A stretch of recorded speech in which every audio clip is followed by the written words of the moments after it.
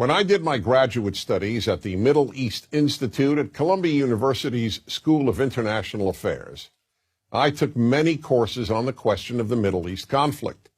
Semester after semester, we studied the Middle East conflict as if it was the most complex conflict in the world, when in fact, it is probably the easiest conflict in the world to explain. It may be the hardest to solve, but it is the easiest to explain. In a nutshell, it's this. One side wants the other side dead. Israel wants to exist as a Jewish state and to live in peace. Israel also recognizes the right of Palestinians to have their own state and to live in peace. The problem, however, is that most Palestinians and many other Muslims and Arabs do not recognize the right of the Jewish state of Israel to exist. This has been true since 1947, when the United Nations voted to divide the land called Palestine into a Jewish state and an Arab state. The Jews accepted the United Nations partition, but no Arab or any other Muslim country accepted it.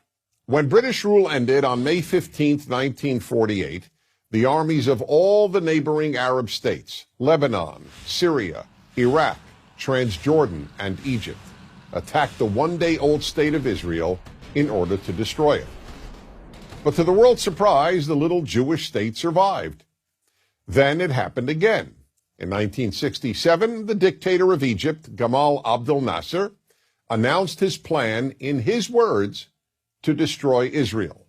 He placed Egyptian troops on Israel's border, and armies of surrounding Arab countries were also mobilized to attack. However, Israel preemptively attacked Egypt and Syria. Israel did not attack Jordan and begged Jordan's king not to join the war. But he did.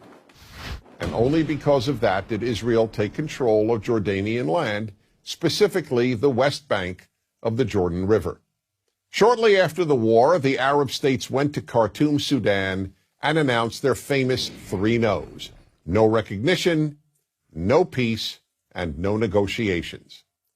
What was Israel supposed to do?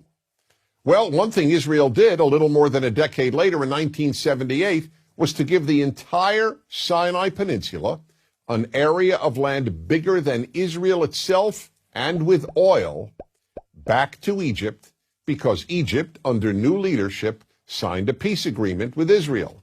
So Israel gave land for the promise of peace with Egypt, and it has always been willing to do the same thing with the Palestinians. All the Palestinians have ever had to do is recognize Israel as a Jewish state and promise to live in peace with it. But when Israel has proposed trading land for peace, as it did in 2000, when it agreed to give the Palestinians a sovereign state in more than 95% of the West Bank and all of Gaza, the Palestinian leadership rejected the offer and instead responded by sending waves of suicide terrorists into Israel. Meanwhile, Palestinian radio, television, and school curricula remain filled with glorification of terrorists, demonization of Jews, and the daily repeated message that Israel should cease to exist.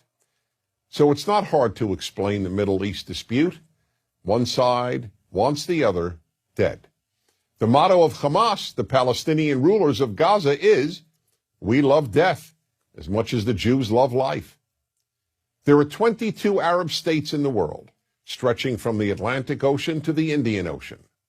There is one Jewish state in the world, and it is about the size of New Jersey. In fact, tiny El Salvador is larger than Israel.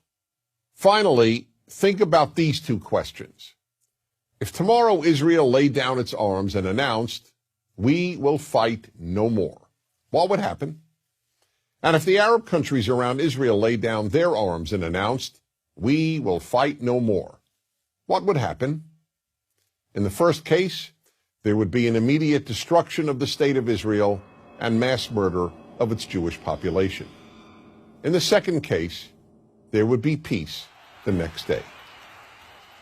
As I said at the outset, it is a simple problem to describe. One side wants the other dead. And if it didn't, there would be peace. Please remember this.